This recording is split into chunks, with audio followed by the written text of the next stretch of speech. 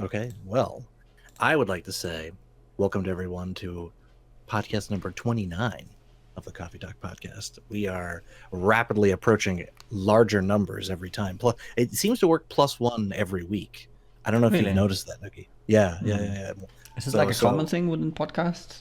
Or is I that. think so. So like soon we'll be at 30, and I Hmm. don't know if we get a little like we get a reward or do we get a Yeah, I was free? thinking, is there a prize? Is there a free cup of coffee? Right, you punch the tab in the little card they give you. In the podcast club that we've been a part of. Um, so I think the title of this episode is "White Fern is Finally Here," and Yeah. I want to take a moment to let everyone know that if you were just worrying and you were wondering and you were confused and you've been searching for a specific hideout MTX of a white fern for your PoE hideout, I want to let you know that GGG has thankfully provided you a fern MTX with what seems like over 30 different configurations. Wow. So I expect to see some really interesting things in a field of white ferns Did they in make sure to hideouts. make like multicultural? Do we have black ferns, yellow ferns, maybe a I red wasn't fern? prepared for I wasn't prepared for that question, but I would hope that yeah, I would hope that it's not just white ferns because I think that definitely seems a little racist. Yeah. There probably needs to be other types of ferns in there. So, and I think that if We could, we what we could do? We could make a podcast. We could make the podcast between two ferns. between two ferns, the best part is when I saw that I said that's I thought the same thing. We can just have our little guys sitting between two ferns. Yeah, because that's what they made. They made ferns, but those ferns were green though. That Zach Galifianakis uses. Yes, So those were green.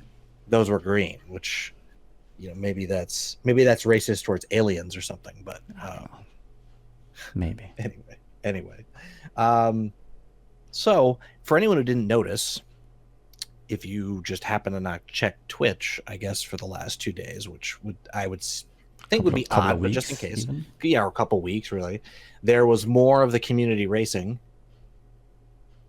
I think I guess I don't really know what day. So I'm always a little confused with the day. It started at 7 a.m. my time, I think. On 7 Saturday? a.m. Saturday. I think Yeah. 7 a.m. Saturday, Yeah. right? Early. Yeah. We're trying to Early. So accommodate the uh, the Aussie crowd a little bit, right? So that's late okay, for them. Late in the that was late evening. for them.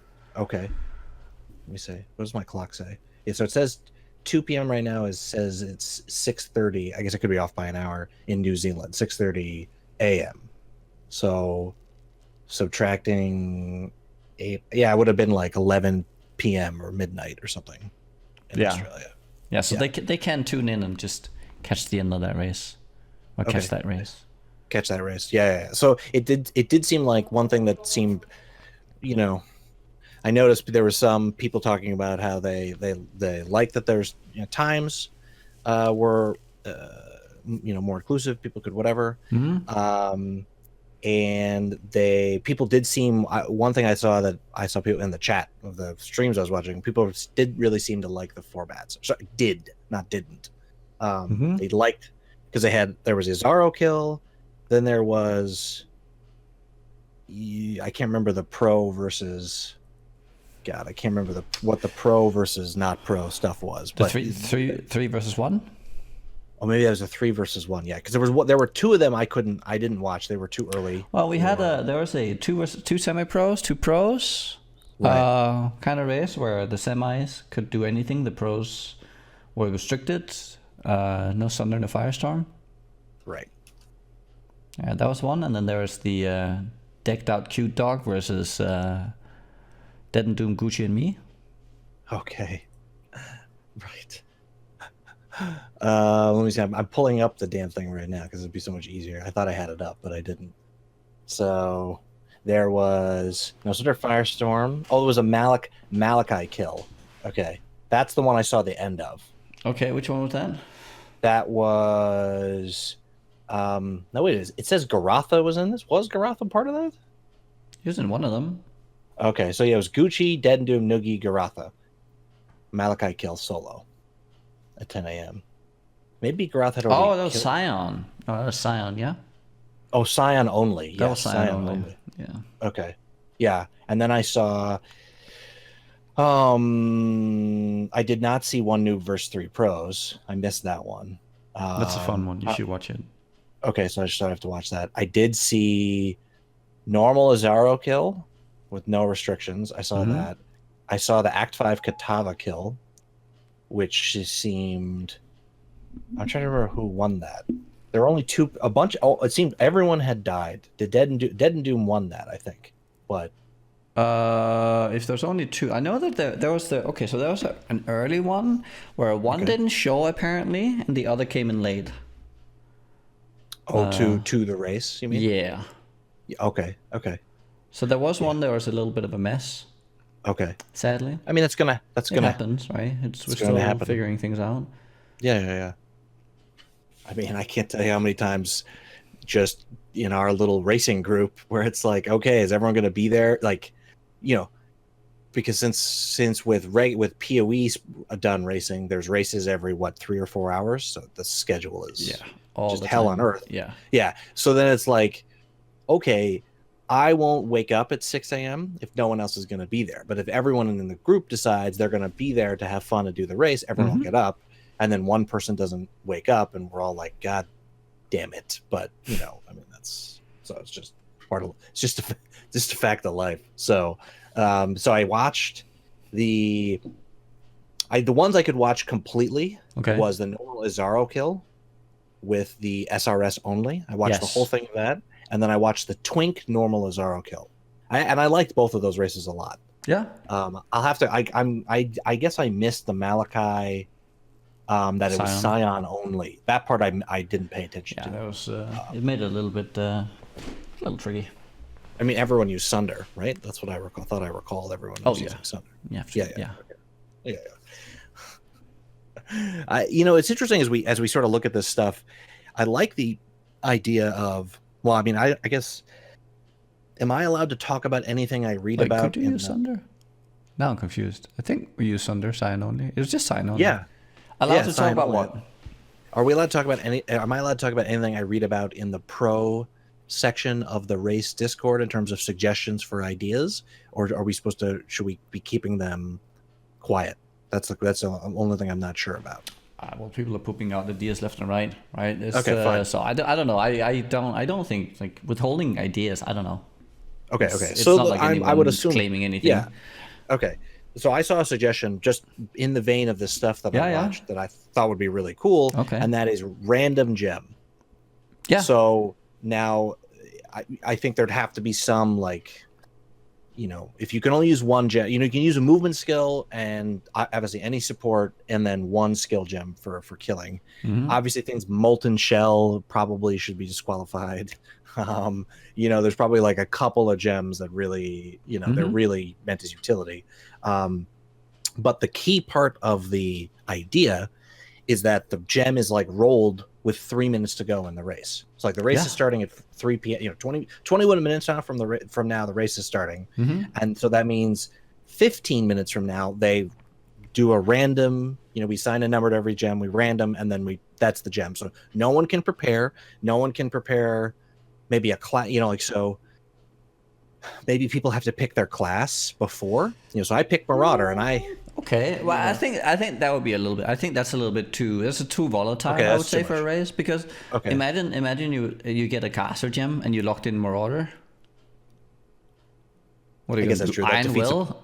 Yeah. No, I guess that defeats a port. So maybe you can't lock in the class, but you don't have time to plan a build. You don't have time to, any of that stuff. Basically. No, it's about throwing them. You get a gem, and now you have to, like, work with it. Right. And so it's about. Right. I've talked quite a bit about this with all the organizers on how we could do this, and it's about I think maybe making a pool of gems it can roll. Maybe there's like a few ways you can do it. You can even just have a wheel where you spin the wheel and you pick, and spin the wheel, yes, and then you just go. Or you can have 4 gems that we choose, and then or 5 gems, and then they each get to ban 1. Okay, so like kind of the drafting way they do, like League of Legends or Dota or whatever, where there's like, And okay, then you end at 1 gem. You wouldn't have it be like one of the level 1 gems. I think you would, level 12 is a good gem. Right. There's a large variety of gems there. They're interesting, like Blade Vortex is there, Scorching Ray and Essence Drain, and there's like a lot of different skills right there. That kind of offer interesting gameplay. True. So yeah, I think that's definitely something that I think will happen at some point. Okay. I don't think the noobs are gonna have this, because that might be too much, and especially since it's something I actually and I would like to hear your thoughts on this, because I didn't think this too much of an issue, but I think that's because I've been racing for so long and I've been streaming for so long. If you invite, like, say, some up and coming streamers or people who are new to racing, it does actually suck, and I've started to appreciate it a little bit. If you get thrown out of your element and you just like kind of bomb. Oh yeah, and lose, right? And you're so far behind. So there is something where I think we do have to keep in mind that we don't want to throw players off too much to the point where they just can't even complete it and they feel really bad about it. So it's probably going to be we're probably going to do like a pro race start. Like, tilting is something that happens. It happens in every game, and that's okay. I get that, that's fine. But there's a difference between having a bad run and tilting because of that, and still being a contender versus everyone else, versus you're like literally 1 hour behind the entire thing, and there's nothing you can do.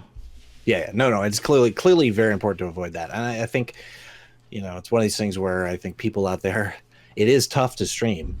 And I'm not saying that there aren't benefits and or it's not rewarding and or people sub to you and there's good things out of it. I'm saying in the actual moment, you're always splitting your brain somewhat. So then when you add on top of that something you're not good at and out of your comfort element, and then it just can like spiral a little out of control. No, I think that's a super key point. I think more structured and or less concrete objectives can sometimes be better. I think that's why Endless Ledge remains popular amongst, but pros hate it, but everyone else.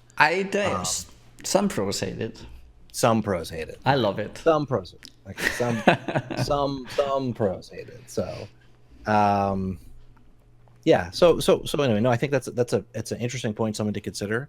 And I mean, it's interesting because people linked me when I was in the chat. People were like, "Did you miss Noogie tilting?" And I was like, "Noogie doesn't tilt." And then they linked me. Well, no, but I'm saying you. So you died. First of all, in Duresso, which is a fight I hate personally. I still think it's overtuned. I understand we can have an argument all day about it. I personally think it's overtuned. You don't like it. I like it. That's fine. Yeah, I don't like the spinning. The thing that was added later. Like, see, this is why it's interesting. We've talked about this stuff before, where there was a coherent design at one point that they've gone away from. Like, the fight itself, I actually think is very well designed. Like, so, okay, people were like, it's too easy of a fight. That was the criticism of it before the spinning blades were added, right? Really? Yeah, maybe. Well, that's why they added the blades, because they were saying it was too easy. On the other hand, I come back to, people are so knowledgeable about PoE at this point that a fight like Vol, people are like, oh, Vol's easy. Sure, if you know the mechanics, it becomes very easy. To me, that's the definition of a great fight. It will fuck you up if you don't know what you're doing or you stand in the wrong place. Right? If you stand in the middle of all the ice chargers and him doing his thing, but okay. Let's not talk too much about the fight, because I don't agree that the fight is bad because there's no way to beat it without, like, there's so many ways that you can make it. Obviously there's randomness and volatility. It's the same thing when you have like multiple bombs spawning on you and there's like spike damage. It's I don't think that is necessarily too much different than any other thing in PoE. And if you build mitigation, then it's easily avoidable. Okay, I mean, that's at later stages, especially like in endgame. It's like if you stack block and stuff like that, right? Spell bug and you just block like Okay, well, three-fourths of it. So that's not really what I was talking about. What I was talking about is that Vol, if you took Vol as a new fight, instead of Vol being the end of Act 2, you made Vol Duresso, people would have had the same complaints, and they would have had to have added something to the Vol's fight. Versus if you look at Vol, now I guess people would say it comes at a later stage, so it's more difficult. Okay. And I don't think everything doesn't have to be like a linear progression. There can be spikes, and that's okay. Sure. Okay. Fine. Anyway, so you died. I guess you tilted. I really on the Moore's Rage scale of tilt, I didn't call that much of a tilt. It was somewhat, but you come back, you do the next race. But I think that's a key. It's a key thing that I know people don't get about me, that I just let the bad mojo out. And I did. Trust me. Yeah, no, and that's fine. I think I personally believe that's the right way to do things, because you're mad in the moment. Oh yeah. And if you don't if you're frustrated about something and you don't let it out, then it can be something where you're like, it's bad to bottle things in. Now, obviously, flying off the handle at every little thing that ever happens, well, that's clearly not great either. So there's a middle ground somewhere in there. No, I didn't. And I mean, I can walk you through the race if you want to, just quickly. No. I don't care. I'm just saying, but the point being, though, you've raced a lot. You have a lot of experience, and you can still tilt. So, and it's key for people to have a fun time and not perceive that it ends up being this massive negative, which I do actually think is one of the reasons why racing for a period of time became kind of a negative for streamers, right? Because there was... Well, okay, so because there was a subset of people, like let's say you, me, Hellman, CWU when he streamed, trying to think who else, Rays, who were always at the forefront of the race. Yeah. Always crushing the shit. So then if they go to your stream and you're like down rank 200, which, let's be clear, that's not a bad, rank 50 or something. No, that's not fine. a bad. That's not bad. That's fine. But then there's this like perception, and that's just how the internet works, and people flip out. So I totally agree with you that keeping it a little more manageable is kind of super key. I was actually impressed. As I've said before, since I've been kind of checked out a little bit from PoE, I didn't really know who DC Lara was, and so she's clearly a little new to PoE, though she's Wow. on a relative scale. To somebody who knows everything about it. And Azaro, I would say killing Azaro is actually probably tougher than, in terms of managing all the disparate things you have to do, than say just killing Dominus, right? Because that's just part of the normal progression. I'm just saying, because you have to do the normal progression to Dominus anyway, but then you also have to manage. You have to remember to go get the 6 things, which actually, and I would say, could be part of your complaint. Like, I know I complained at one point about it in lab. It's not super intuitive that, there's a couple off the beaten path you have to go get. Like, you'll get the one in prison, you'll get the one in sins. Do you think that is bad? Like, that is, I don't know. For somebody who is new to racing and a little new to PoE, and keeping all of that. In terms of racing, putting it all together in terms of managing all that stuff. Okay. That's what I mean. Yeah, it's difficult. Sure. Yeah. Okay. Well, yeah. So that was my point. So I was very impressed. People, handle it very well. I mean, I'm assuming they all practiced, because it seemed like Havoc turned the stream on. I think Lara participated in one in the first week, I believe. Okay. Yeah, I think it's one of the first. Yeah. The first ones we did. She had a really tough time. Okay. Right? She put in some practice. I know she practiced quite a bit for this one, and there was definitely a lot of improvement. So that was nice. I well, again, I don't know if I'm biased or something, but I thought everyone did a fantastic job. I tend to, even though I love racing, I actually don't agree with how binary. It's not even really binary. I don't even know what you call it. It's feast or famine. You either win or you get nothing in PoE, in essence. Right? Yeah, in the racing, you do. Well, you can get some increment points towards a little prize at like 50, 100, and 200, and right? But the race itself, if you're not interested in they don't give much in terms of satisfaction, like on a race by race basis. No, they don't. No. So that's why to me, I am impressed. You know, sometimes a second place race is actually very, and that now it might not be interesting to people watching for any number of reasons. And okay, that's fine. I actually always find it very interesting because those little things are what makes racing cool. And sometimes it's nice to like watch a run and appreciate everything that's being done, regardless of how fast you are.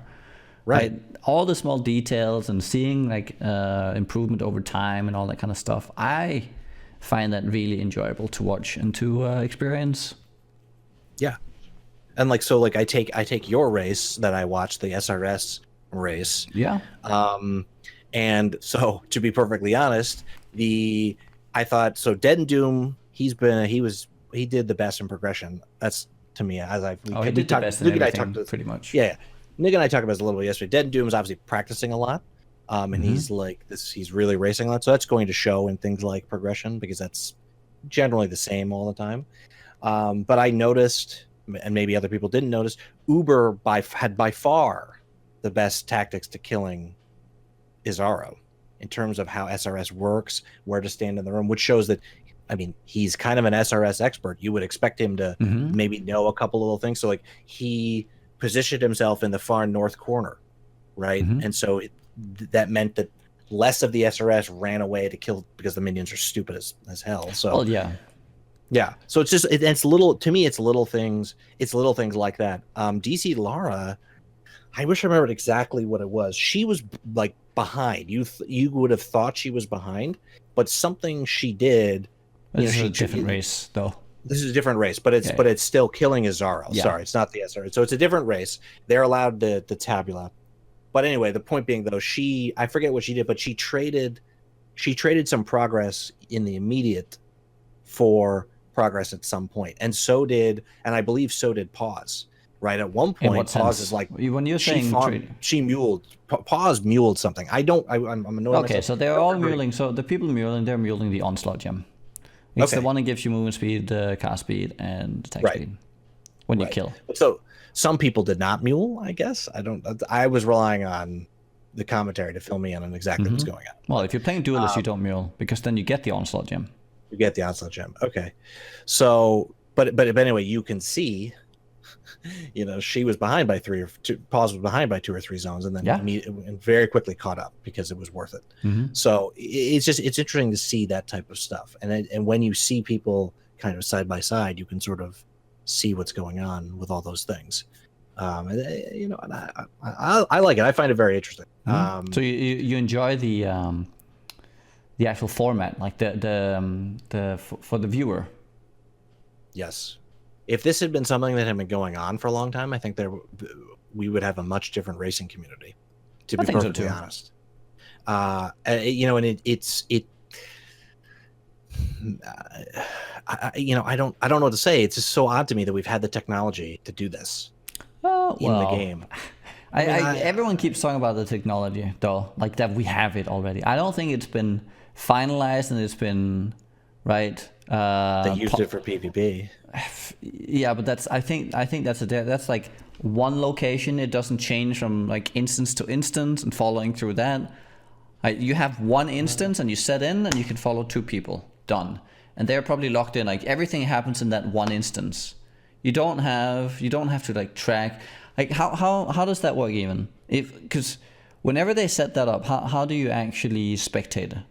Well, so the thing is, there were 2 ways it actually worked. Okay. At one point, there was all this stuff that had like you had to be friends with the person, and I think you actually kind of, you know, you had like a ghosted Teemo, or you know, you had like almost you had a ghosted character in the instance. Yeah. That was the first cobbled together version. Then they like did whatever it should have been, because as I recall, there were 2 PvP tournaments, and one was or maybe they gave support to Green Dude's privately run tournament, and that was very sketchy. And then they had the thing.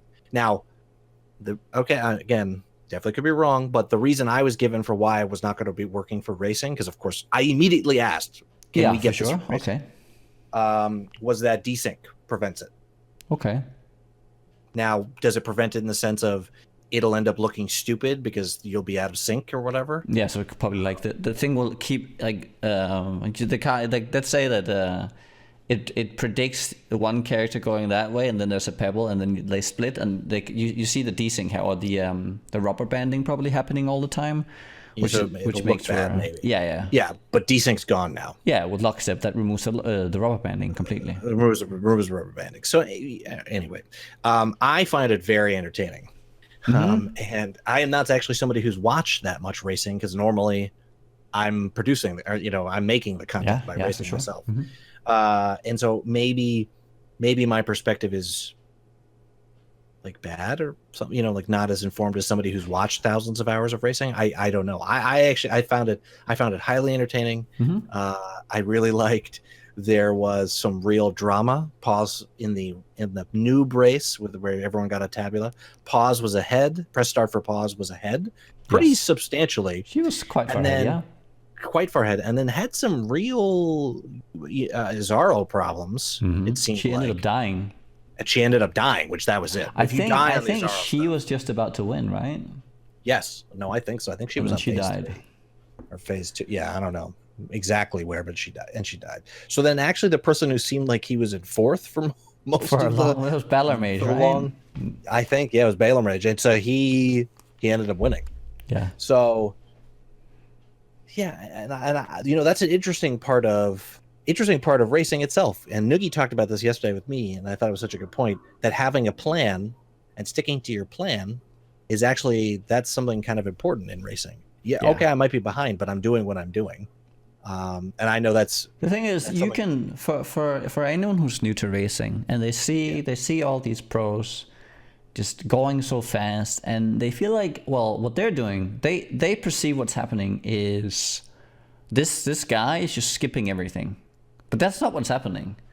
The guy is actually killing everything much faster than you do, right? So you feel like, oh, he's leaping all the time, but you don't see the thunder coming out every time, just blowing up the pack. Well, you see it, but it doesn't register as being efficient, like mob killing, because you're not just standing there killing mobs all the time. But essentially, you're moving most of the times, and then you're just blowing up everything every time you move in on a pack, and then that creates this idea that you have to move fast, you have to move forward all the time. But if you then miss out all the steps in between where all the monsters die, all the important loot is picked up, and then applied to your character so you can keep the momentum, if you don't keep that in mind, well, then you start falling behind, because you end up skipping the loot and the gear, and you end up at the Zaro like 10 minutes before everyone, but you're not prepared, and you die, and you lose the entire race. Because everything you've been preparing to up until that point has been not well enough planned out, and you just end up losing because of it. I think that's probably one of the things in racing that is the hardest to get down and the hardest to accept, I think, right? That you have to slow down at some point. That there are things that are required of you to do constantly, and you have to respect that, regardless of whether or not you're behind, because you can't pick up if your character's not if it's not strong enough. Yep. No, and I usually call that the Crip effect, because he would be awful in Act 1. Like, honestly, it was worst. But then once he got to the place, the thing that he'd done every single time, and he knew the pace, exactly the right pace to be on. And like, you could even, if you will go back and ever watch his streams, I only reference him because back then so few people streamed racing. So he's such a good example of a lot of racing that was going on. He would say things like, I need to kill more, or I need to kill less. Act 1 was a clusterfuck, in all honesty. And so that's why later people who had actually perfected racing, people like CWU, Deansy, these people actually ended up beating Crip eventually, because they perfected every single Crip, and I don't think Crip cared, because he was doing what he was doing, and CWU was focusing on purely, can I win every race? But the point being, though, he knew exactly how to modulate that based on what Noogie's saying, and that I think sometimes that's really underrated. The people who are very, very good at, and I'm not saying I'm one of the best at that. There are like Thraz. Thraz to me is a really great example of somebody who as soon as this very specific thing happens, he immediately changes gears and starts going twice as fast. And I, even though we all understand that intellectually, oh, if you get a piece of MS boots or you get the +1 wand or whatever the thing is, but like all of those are different. Like maybe the +1 wand, now you truly can go as fast as possible because you're always going to one shot. MS boots, yeah, they make you go faster, but you shouldn't skip mobs, right? You need the XP, you need the drops. So it's like there's an interesting balance there. And you noticed it switching races to the SRS. I guess it was Pro Racer's SRS kill of Azaro. You noticed this because I believe Dead and Doom, his SRS was the highest level of anybody killing him. No, yours was 7. Okay, so I think no, everyone was 7. Was everyone. His? I thought his was 8. No, okay. No, he can't be, because then you need to be level 28. Okay, so then forget that. So then whatever he was doing in terms of, he was swapping gems a little bit. I didn't see what gems he was doing. Dead and Doom was swapping gems quite frequently. So I think that he was managing his single target just a little better. Yeah. But on the other hand, I would have said Uber's kill was much smoother than Dead and Doom's. If they had entered Azaro at the same time, Uber would have won. 100%. Because Uber was doing something where he'd stand against the wall and Azaro would just bonk him with the melee attack. And like that actually seemed to be by far, and I don't think Uber had a Stibnite. No, you don't need that. Yeah, but obviously it makes it safer. But anyway, the point being is that the tactics, he had the really good tactics, but of course, unfortunately, he was behind. I think we had pretty much the same time. There was one thing that was different. They picked up the MOM, being more tanky, right? They had the better prep in terms of how do I just tank everything. But Dead and Doom didn't have EE though, I don't think. No, but you don't need that. That's we talked about this yesterday as well. Yeah, we talked about it. Yeah. I think just being able, like, reducing the amount of actions you have to do in the fight, being able to like maintain actually more damage from the flame dash, right? So the flame dash actually does some damage, and the burning ground that does a little bit of damage, and you can use that on Azaro, just flame dashing over him all the time, and then spam out your. So if you need to flame dash and put down decoy, you have a slightly less amount of SRS, right? So both of those kind of limit your SRS by 1, because it's one action. The cast time is pretty much the same. Right, so maybe you maintain around 9 or 10. If you then have to EE as well, it doesn't take much, but like, let's say you go down an SRS or 2, like, and every single action makes it a little bit more clunky. So you end at a point where you maybe can maintain 8, and then the EE is actually not as powerful, because if the EE is only buffing 8 of them, rather than having 10 up all the time, and you have to use the EE, making it a little bit more difficult. Yeah. No, so there are definitely trade-offs, and you're definitely right in terms of the flame dash thing. That's definitely once people streamed and recorded and YouTube their races more. That was the thing I noticed about casters, was how efficient they were with using flame dash to kill things. Like throwing the trap and then flame dashing over everything would kill, etc. So it's kind of cool to see those little things. And I assume if we had 3 more Azaro kills, people will adjust all that stuff. To me, that's actually the coolest part of racing, is the first, say, 5 to 10 attempts of doing something. Then I actually really kind of hate. Even though I've done thousands of races, I hate the other part, the back end, the back 50%. Because then it just becomes you're waiting around for the 3 things that you need for RNG. I mean, that is what it is. I still enjoy it. I wish there's no way you can't have everything. If you want to have a signature race, you need to have 50 attempts. And so the first 10 attempts are going to be interesting while people figure things out. And then it'll become slightly stale, as it's like, well, I didn't get MS by level 10, so I'm never going to, whatever. And so that's why it's actually, to me, very compelling, these races, because even though I like the idea of the overall record all this time, these are contained things, right? There's no season.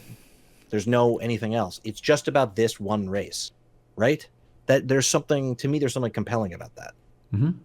I like that and then it's over. So we can do the race again. I like that very much as well. For sure. It does make it if everything is just like climbing a ladder with very small steps, it does make it a little less, like, it doesn't feel as good every single race, right? It becomes more of a grind. Yeah, it's nice to have PoE sometimes being just like 2 hours of just fun. Yeah, we're doing something. We're gonna see how insane we can make it. Yeah. No, I hope that I really hope that the GGs at some point will, like, I don't know, maybe look at it more as like instead of looking at this like where they have, I feel like they have this idea that you have to have this like small incremental, like up to like a reward, and it's all about the reward and not about the race itself. Like, I do know that they put some time into making fun races, and I don't know, I think if they just let the race be the race without worrying too much about creating all this like surrounding like the whole leaderboard and the esports, and it's the same thing with the PvP. Like, the reason why PvP was such a success in previous games was never about the esports aspect of it. Yeah. It's about just going in and duking it out. It's the same thing with the races. That's really why it's you can say, okay, let's do this race, and we put some restrictions on ourselves, and right, oh, I didn't the last time, and like, it's just, I don't know, the throwdown. Yeah, and that's I just have to hope that we're eventually given away. I know that there's time is money and all this other stuff, but there's a way to create events that we can't create on our own. Because I do think that for racing, Blamped is actually a really cool. Yeah, it is. I that's actually one that I would love to commentate, because that Blamped is an event I know very, very well. A lot of the things that people take as for like granted and how you do things in a Blamped are things that my race team figured out on the fly as we were doing those races a long time ago, and further. And so it's to me, it's always interesting, because what if somebody comes up with something new? Because that's still, to me, a very untested frontier, because we don't get an opportunity to really play around all that much in Blamped. It's clearly not intended, right? It's very frustrating for people. So there's a real... Yeah, I do with the whole Blam stuff and all that, and kind of the more exclusive races though. One thing I would worry about though, if we had custom races, right? So what we're really talking about here, that we would love GG to give us custom races and Spectator and all that. But what do you think would happen if we have custom races and anyone can just put on Blend? Well, no, would that take away from them? I don't think they would ever allow that. I think the only thing what could happen is, Wednesday or to Monday of the week before the weekend, so 5 days before the weekend, we submit to them that we would like, an event at 10 a.m. and it's Blamped, and then there's a password, and then it's just, I mean, I guess people don't like that aspect, but it's only for the 5, 7, 8 people that are going to participate to do the thing. I don't think they would ever give custom races where then it's for the whole community. I think at that point they would just do it themselves. They just make a race season. Yeah, that's what they would do. This is only for supporting this. What I think thing. If they would set up like what they could do though, just thinking about what you're just saying here, because I think that would be a mistake. I think that would generate a lot of animosity, a lot of hate towards because why are they allowed to play this, right? Do I have to be a streamer to enjoy the game? Because this is a game mode that would then be exclusive to the one being invited. I think ruling out like a large part of the community that way, like making them not able to participate, I think is a mistake. So I would rather, in that scenario, is that we could go in and we could spectate certain players, right? So they set up the race, and now we can go in and spectate where a certain user is being given privileges, and they're being showcased on the stream, but everyone can participate. Okay.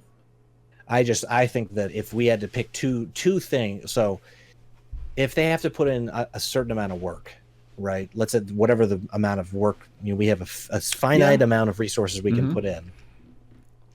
Doing both, making the tracking the spectate mode, and giving us a custom place to do the races, that might be That's Well, to me. That's okay. So it wouldn't be a custom place. It would just be a set. It would be it would be a race that they set up this like every other race, right? okay. Because Chris has said in the past, right, that Yeah, it takes 5 minutes. it Or takes just 5 minutes, right? So maybe yeah. if it only takes 5 minutes, let's say we submit 4 races for every weekend, Okay. and then what we need, because that's the easy thing to set up. The hard part, the one that would be really nice here, without excluding the entire community, would be to give some kind of spectating functionality. Okay. No, and I definitely I see your perspective on that. I would say if the argument from people that, well, I feel excluded because I'm not a streamer and therefore that's unfair because I want to do the race. All I can say, I don't know, life is unfair sometimes. I mean, I'm not like thrilled about that, but racing, if people enjoy the spectating part, but the participatory part does not financially work out for GGG, as it seems to be the case, right? Yeah. If GGG was making money off racing, we would have racing. Oh, for every sure. Yeah. I don't think anyone can deny that. Right. So at some point there is a cutoff somewhere, and of course it's easy for me to say because I am sure that at some point I will be able to commentate if I want to or race potentially. I don't know. That's up to you guys, but but I really am trying to think from the perspective of if they're going to do this, to make it so that it's not something that's abused or there's animosity. They say it's just to facilitate this 4-person race stuff, however they do it. I think the problem is if that there becomes the focus, and then we're never gonna get racing again, right? Then I could just isn't that already a possibility? I consider racing dead personally. Well, racing as a format, but they still have like the events, right? And maybe because then they would just not have events anymore like this if they make them the community spectator ones. Well, no, they could still do events. Okay. So there's the community ones, and then they say in between leagues, we have racing open to everybody. Okay. And the community stuff, the spectator stuff, can still go on during that. We're facilitating directed stuff, and it's only because just for this inner stuff, and then we continue to have events. So if you get really excited about Blam, let us know, and then for the in between. Oh, and then maybe allow people to vote in for. You could right. Okay, so what you could do here is you could have like you could test out maybe 10 different combinations.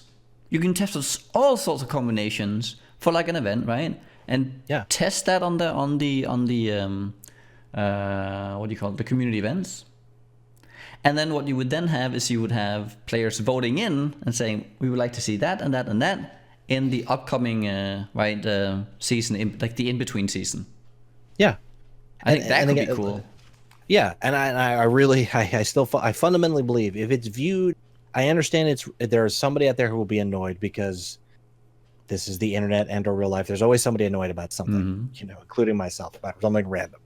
That said, I think if it's presented in such a way where we're doing this to help, because people were interested. There were 5,000 people. Yeah. I don't know if that was if you got a host. I missed that part. 5,000 people watching the pro Izaro SRS kill, and like 3,500 watching the noob.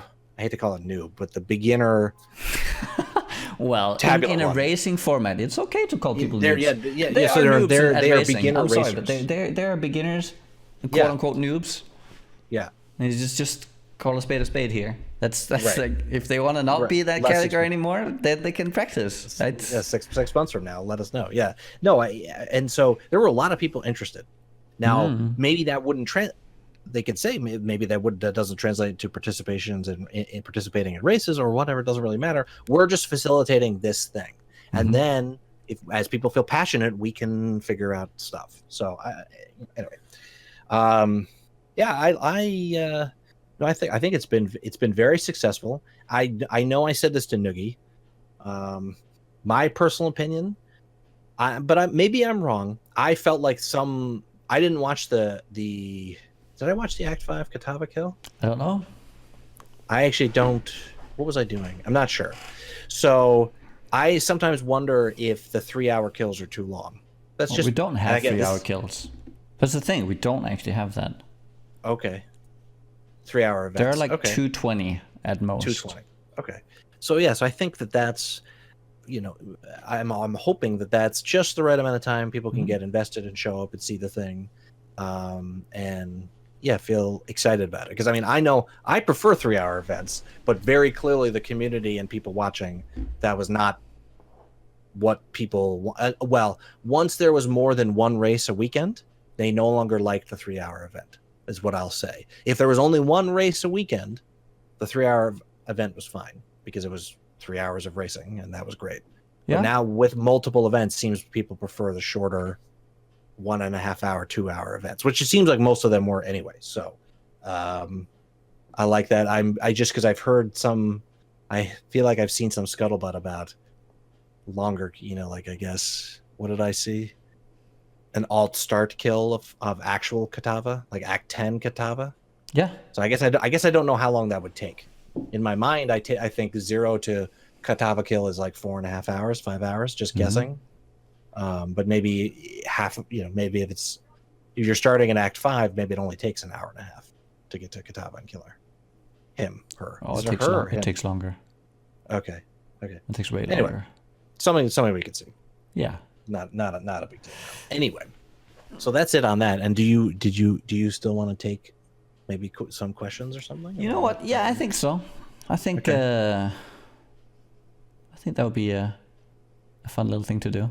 Yeah. So we talked. Morris and I talked about what today's episode was supposed to be about. So we just said, well, there's not much going on right now in PoE. So except for the races. So we're just talking races today. And didn't really know. White fern. Yeah, this is white fern, obviously. A lot of new podcasts that could be coming out between. Anyways, we're gonna be taking some questions. We haven't really taken any questions in the past. I have gotten a lot of requests though. Okay. Yeah, from a lot of people actually. Wow. Oh, okay. You should take like a question or two at the end. So. Yeah. Guys, throw us a few questions. It can be race related, whatever you want to ask. Didn't you say you had a question for me? Is that what you said when we were chatting before? Well, we could take that some other day. Oh, okay. It's it's more like intricate like race stuff where like how do you like, let's say we were talking about races, how do you like handle tilting and all that kind of stuff, like from all the experience over the times, and like just going into like some of the right, I had my little thing didn't Doom, and just kind of like more talking about the intricacies of racing and how you like handle certain situations. I think that could be a good talk. Okay, yeah, we can make that. We'll talk about that next time. I don't know that I'm the best. But I think I definitely have a perspective about. Yeah, it's not about like finding the solution here. It's more about getting some perspective of different approaches. Right.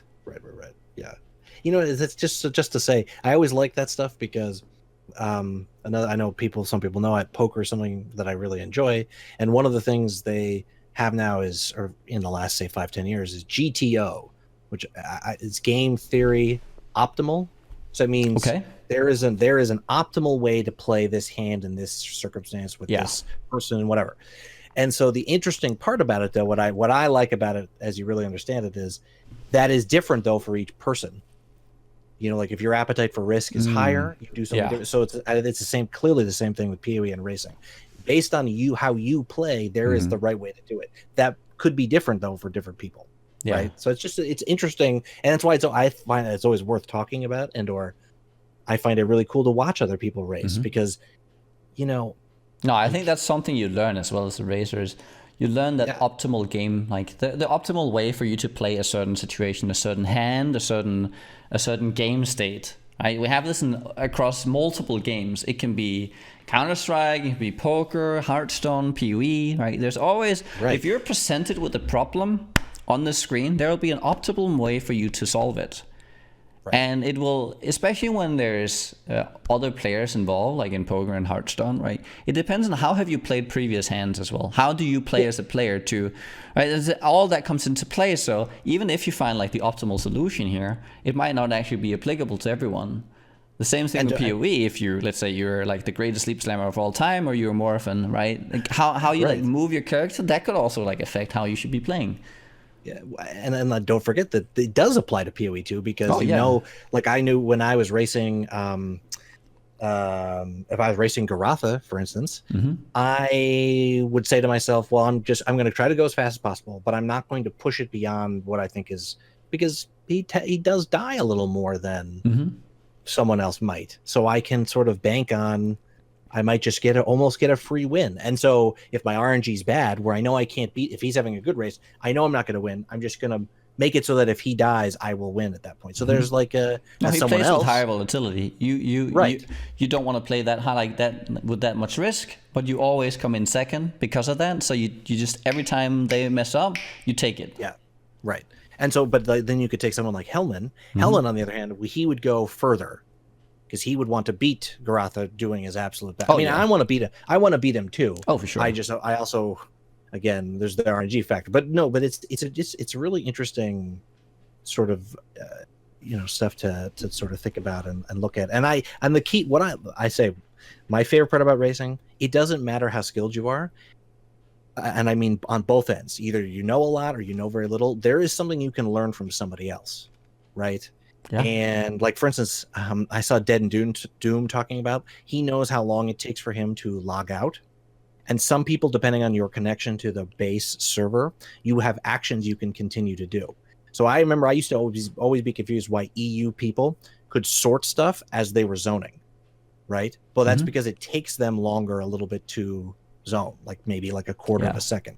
On the other hand, if I click zone or whatever, I don't have time to do anything. It's happening, so there's an advantage there, but you can't do any of that sort of micro stuff. So Dead and Doom, he runs up to a waypoint. When he's a certain distance from the waypoint, he can log out as his character's running up to the waypoint. His character continues to run, he clicks the waypoint, and he logs out. Now that's actually something, I mean, he knows his personal timings. I think every racer that's won multiple demis could do the same thing. I'm sure I could do it if in the same circumstance. Because I saw what he was doing, I think, can I do this? And then I thought, I'm going to log out before I don't have that grace period. Because I was thinking, should I do this? What I can do is I can click the thing and then immediately log out. That I could do and then log back in. But I couldn't do the whole run up to it, because it would happen too fast. And it would be in such a small time that I could never actually make anything work with that anyways. Right. But my point being, even if I was in his situation where that's the optimal way to play, for me personally, I would never do it. Because the one time I fuck it up, because you're never going to do anything perfectly in the game like this 100 out of 100 times. Maybe 95 out of 100 you'll do it perfectly. Well, those 5 times that you blow it and you don't have the God, I can't think of what's the zone after ledge, because it's changed names and I goats. No, the climb. It's the climb. Yes, thank you. The climb. If you don't have the climb's waypoint and their last waypoint is ledge, and you log out of prison, you lose. It's over. You lose. So I would flip out. So he has like thousands of iterations of practice runs now. So it's so second nature to him, I think, to the point where it just works every time. Anyway, so I think that's the dynamic. It's optimal for him to do it. I would never do it, even though it saves me a second, because those 2 times I messed up would tilt me off the face of the planet. So anyway. Okay, we have some questions here. Let's see. Let me find someone's. Okay, the one thing that people QQ about Blam is how hard it is. I found that people generally don't get a chance to practice it. Do you guys think a Blam Brutus Murphy race would be good? So are we talking about just an overall, or are we talking about for a community? I think maybe for the community race. Do you think it would be good? I think for a community race it would be great. I think for the community as a whole, I can see Blamp being less popular for sure. And it's one of these things where my impression is people have short-term memories a little bit when it comes to this stuff. And so if we don't do Blamp for 6 months, everyone's like, oh, Blamp, it's so much fun. But then once there's 3 Blamp races, by the third one, everyone wants to blow their brains out because there are parts of it that just aren't balanced. Although they fixed the part where melee get a ranged weapon now. Yeah, so at least they have a chance. It's not if you haven't tried Hillock for at least like if you haven't practiced it 1,000 times, and doing the I'm gonna kill Hillock, right? So I know there's a few players out there who's actually done the I'm gonna kill Hillock multiple times, never using a weapon, just my fists, no potions.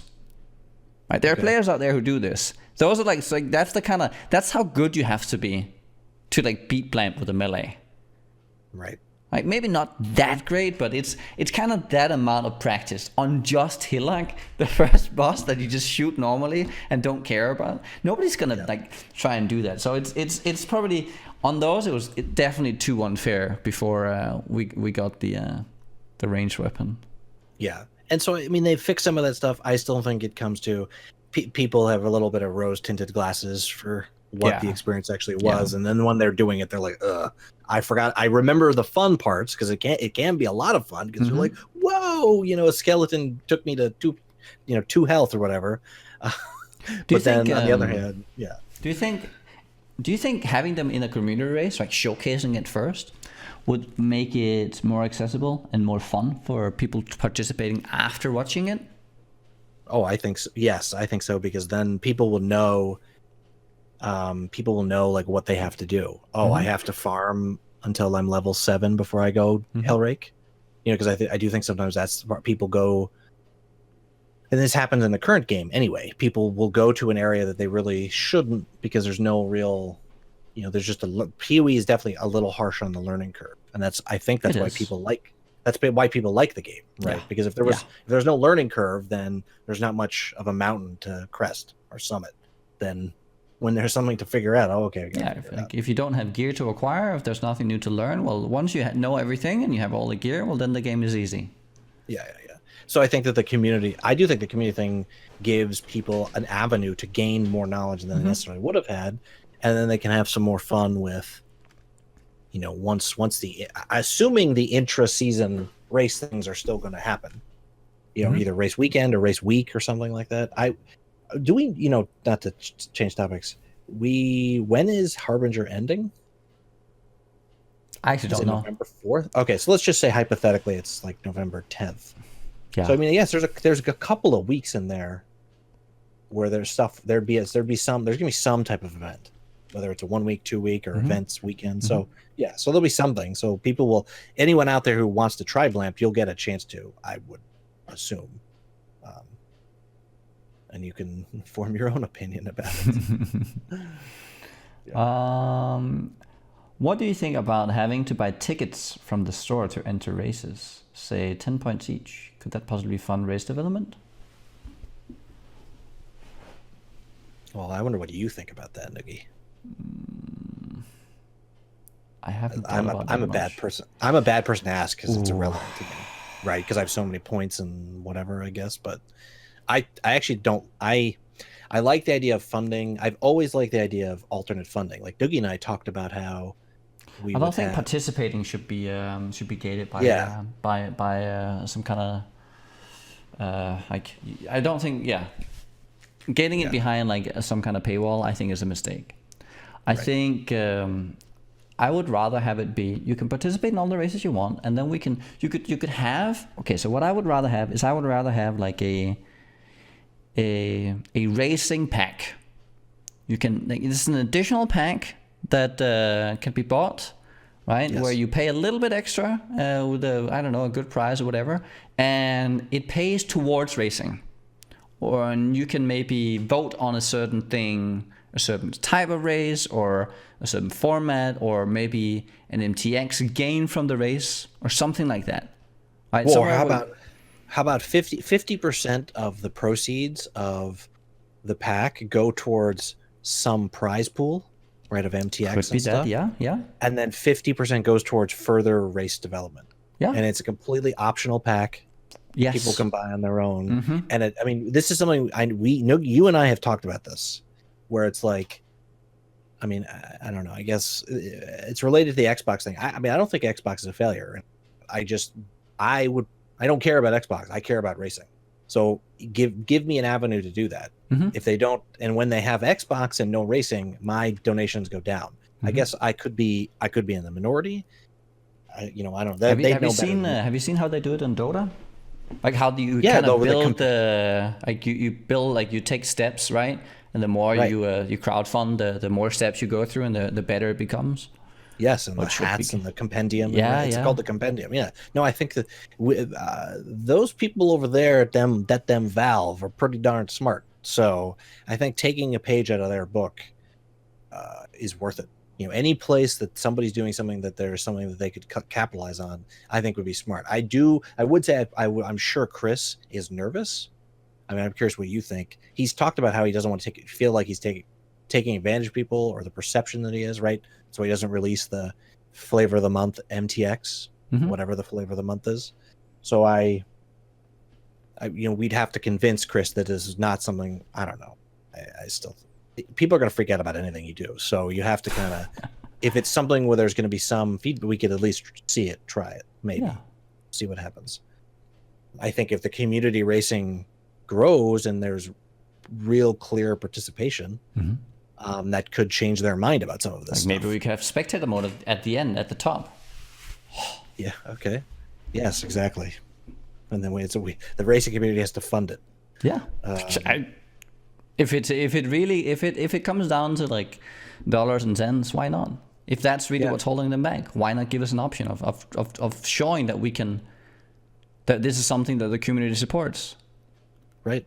And like, and the thing is, in that scenario, if they make it realistic, so there's steps 1 through 10. 10 is spectator mode, assuming that's the most expensive thing. Yeah. And we only get to step 5. Well, we still got 5 things that we wouldn't have gotten anyway. Yeah, for sure. So like, to me, I don't know. I kind of view that as that would be a win-win, because we get something. Instead of, so we didn't get spectator mode, which we would really like, but instead we got every weekend.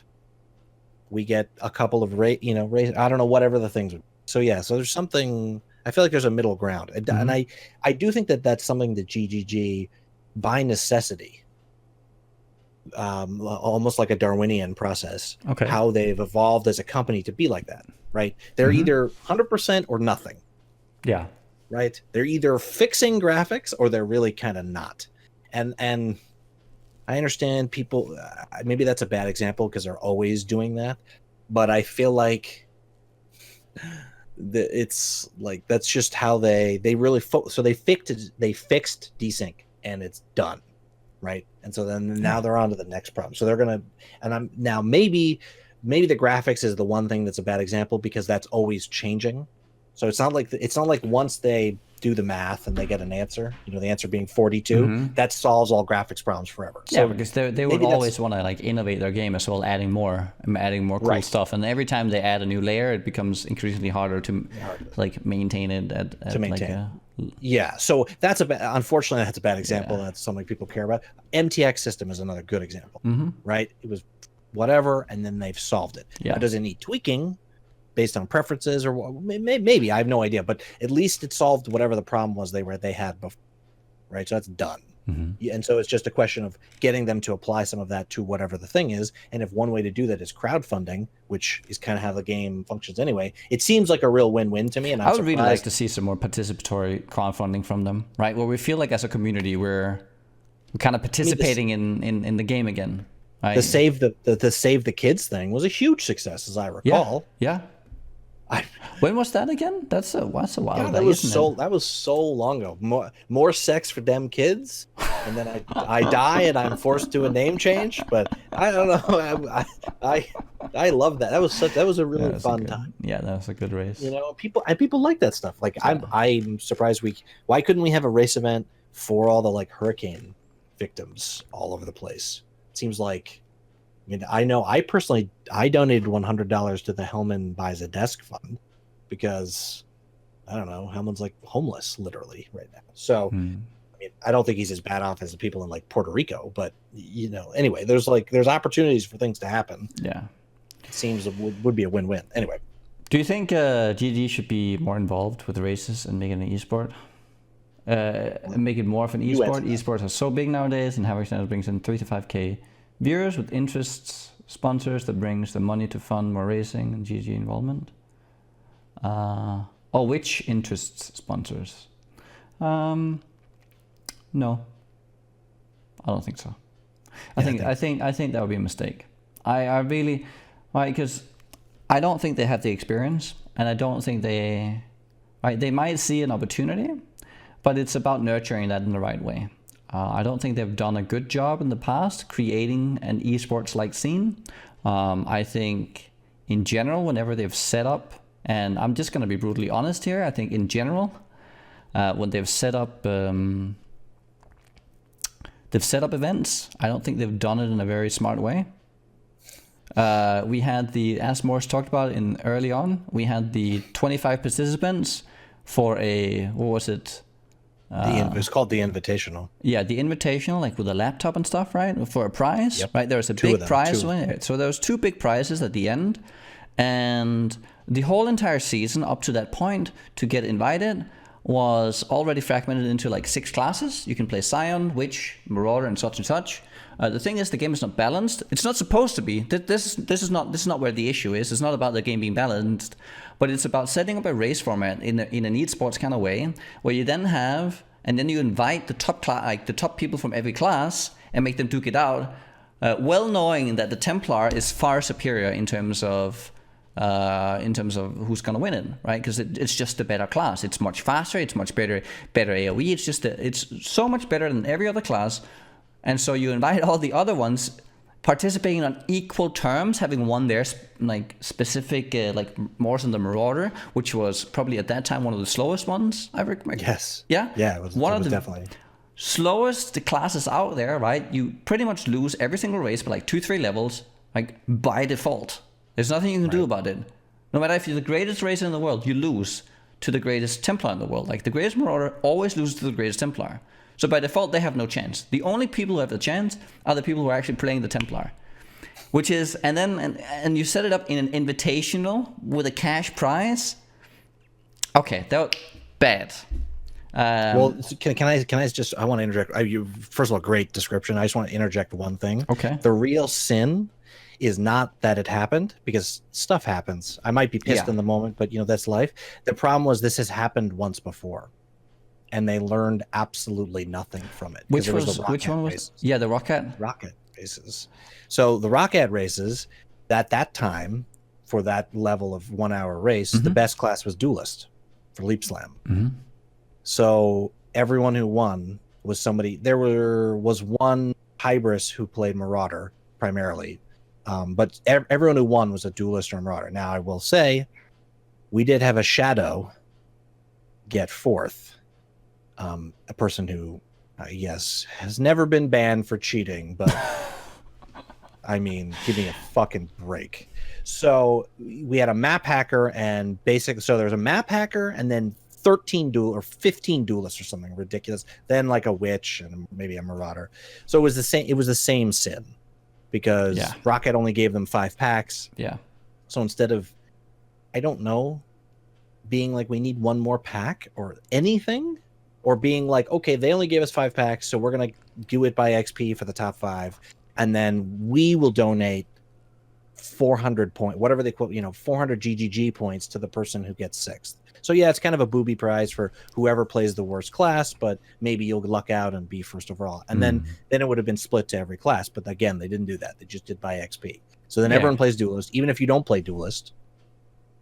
Because there's literally no other way that you can win. No, there's no other way. Right now, I don't know, would Otter Sunder be the number 1 right now? Yeah. Or Duelist Sunder? I don't know which of the two. Okay, so Duelist is a lot more volatile in the sense that it requires a lot better weapons, because your damage and your life is much lower. Yeah, but they have the things, you have more attack speed. So right, but then they get the bow. They get the bow. So you get the blinker and all that. Yeah. They have a few. Yeah. There's a few things there that makes it. If with good RNG, it becomes the superior one, but it only happens like 1 out of 100 that becomes the case. Every other case, it should be Marauder. So if you're going into a race, it's not really the best choice. Yeah. So anyway, so it's it's a little, it's a little bit of irony for me that now it's Marauder and there's not going to be any of that stuff. Because if there was an invitational right now, everyone would be playing Marauder, and I'll tell you right now, I'd take myself over just about everybody in the community in that sense. If there was an entire season where everyone's playing their class the whole time, right, because they want to win their own signature race in class, and then they have to show up and play I mean, I'm just telling you, that's how it ends up working, because the people who played Templar as their main class are the ones who won the invitational. Not there's some random luck involved in there, but I don't anyway. So no, it seems like GGG, I don't know. It's weird. They created. I just don't think they're I don't think they're the ones who should be setting this up. I'm just because they don't have the experience. It just shows that it's not their comfort zone. It's not what they've done. They don't seem like players who have been esports players in the past. They don't seem like they've been competitive players in the past in this sense. There might be people at the office, right? There might be individuals in the office, but the people like whoever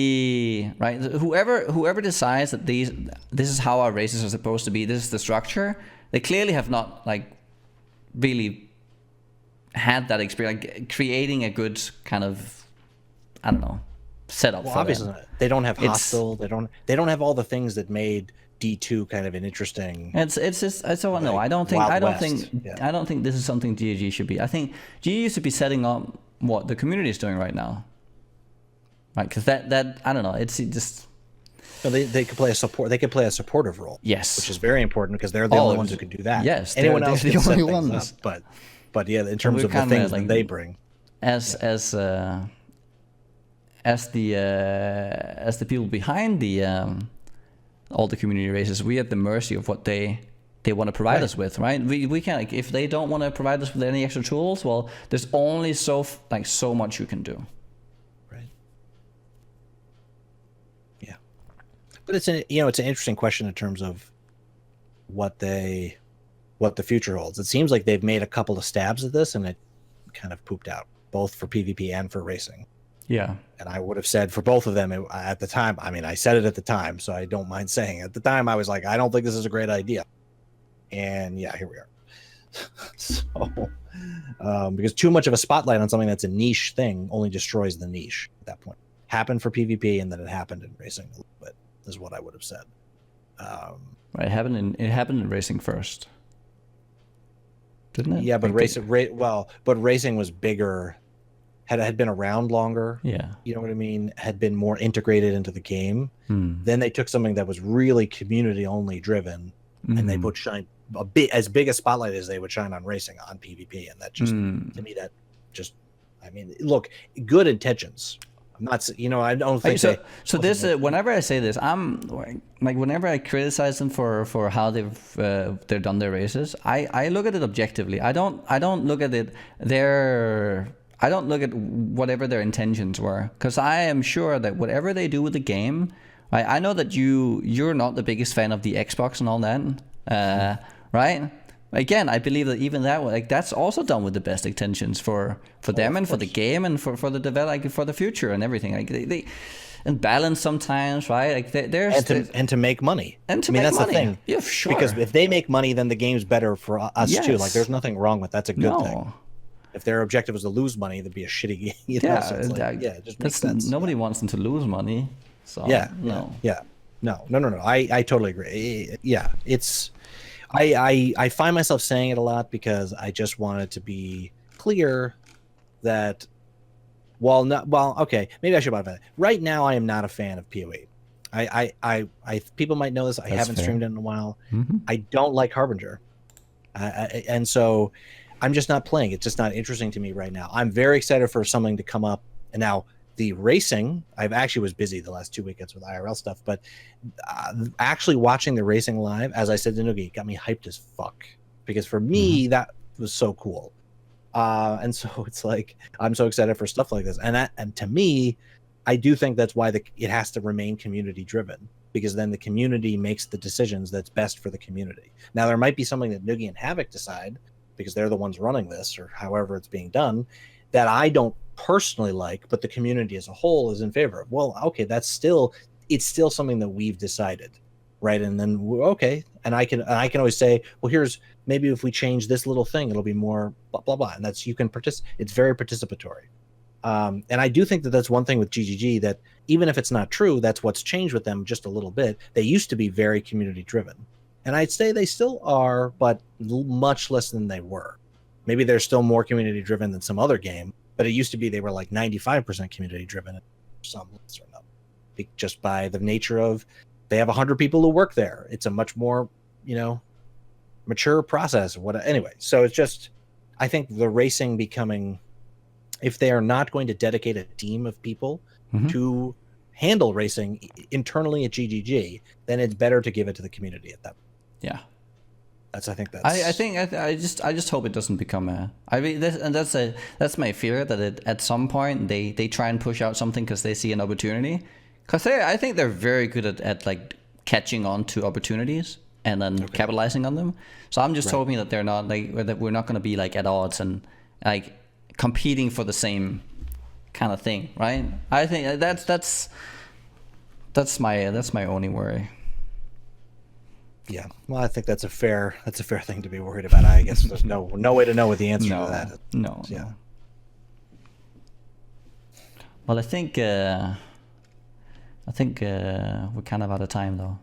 Okay, no, that's fine. I thought that was a good discussion. So to come up next time, I think that's a really interesting topic. We can talk about how perspective on racing, and because I think it how you approach building a character, how you approach starting a league, how you approach trading, and there's some interesting discussion there in terms of your perspectives on how we're going to manage. Because I'll tell you right now, I need a little bit of tilt management when it comes to trading. You know what? I'll do. I'll try and because I know that you and I are like more of the racing types. We push at the early stage at a little bit, but it's been a long time since I've done anything like where I push to 100, like the first, like I can see if I can get someone maybe on here to give us that little extra perspective. I'll try that. Or you mean or even somebody that's like just playing a crazy amount of PoE, like baked chicken or something, that was just making a million hundreds. Yeah, and like what they're thinking about as they're doing that stuff. I mean, talk about that. I mean, he's in the model of, I would assume, Mac and I'm trying to think, just ladder, crazy ladder. I mean, I would say you're more with them than I, let's just say, but no, they definitely, yours is to me more about entertaining the stream and entertaining yourself. They always have a crazy objective. Yeah. Right. Wouldn't you say? Whatever it is. No, you have objectives for sure, but you have like 5 objectives you're trying to satisfy all at once, right? They're focused on that one thing. That's it. No, I tend to do that. No, I don't think that's bad. That's the way it should happen. Well, it's bad if you have one goal you really want to do, but then you get distracted by your 4 other ones as well. No, the beard not to your 100. I can't believe it. Anyway, you see, I get distracted. You see, this is me being distracted, and now I went to 97 and 98, and then I killed myself because I was like, oh, let's do some bossing, and then I died because I didn't have the eye on the goal, and now I'm stuck with this thing.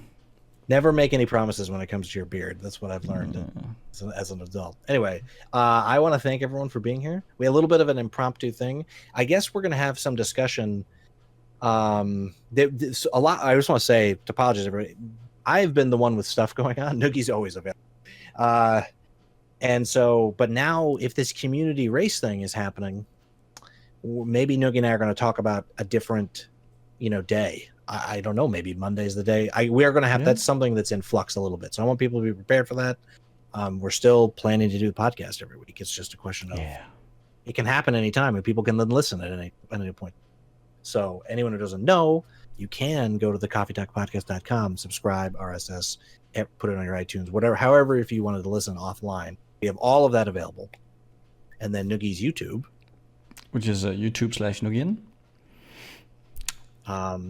And so, just to be clear, there is, at least for right now, it seems like the community-driven races are on Havoc's channel, right? At least for right now, that's where it's been set up. Until we find a way that but we have I talked to him just or he wrote to me just earlier saying that he has someone on the case making setting up the scenes, because that's really the worst part here, right? Because okay. I would have to, so whenever we do these races, there's like 100 scenes you have to set up in OBS, because you have to set up the first person view of 4 people, then the 2-on-2 between everyone, then the 3-on-3 between all the different combinations, right? And then there's some extra scenes, right? And it's like 100 scenes you have to set up. Okay. Like literally browser sources, they have to like plot in every single one of them. It's a nightmare. You can see why people who like work in TV and movies make some money for what they're, you know what I mean? No, it's a nightmare. So we have people on it trying to simplify that to where we can make it into 5, and then we have a different tool to manage that. So we don't have to plot them. So once that's settled, we can then start doing different channels as well, and having it on the midweeks as well. Okay. So anyway, if you go to the PoE directory, you'll probably see them occurring sometime over the weekend. Yeah. At least for now on Havoc's channel, Havoc 616. And we post them on Reddit. They're always available. Yeah. Whenever they're announced, you can find it on both the Discord and the Reddit. I'll post the Discord again after this one. Yes. That was the last thing I was going to say. And then the Noogie will post the Discord so you can join. I have to say that's one thing I like about Discord a lot is I've joined, 10 places, and it does not bother me. You know what I mean? There's a little note, like if something happens, I see the number, but it's not like, I don't know. I don't have to like deal with, I don't know. I really like it. It seems like it's a good meld of you can be part of a community, but you don't have to see everything that's going on. You can click into it and I can read all the chat, but it works out really well for that. So I, join the Discord. It's free just to see what's going on if you care. And we will see you next time out there. Yeah. White fern.